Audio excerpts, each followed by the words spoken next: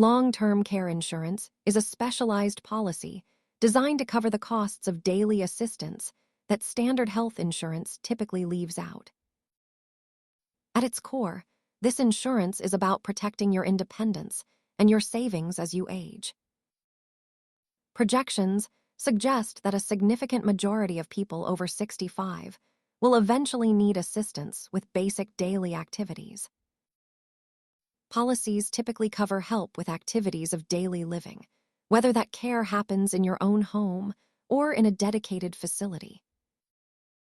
It is important to note that standard health insurance and Medicare generally do not pay for ongoing custodial care, which is where these policies step in. The costs for professional care are substantial, which is why many families research these insurance options while they are still healthy. Eligibility and pricing are heavily dependent on your current health, making early planning a common strategy for many seniors. Understanding your options early helps you make informed decisions about your long-term needs. Thanks for watching and stay informed.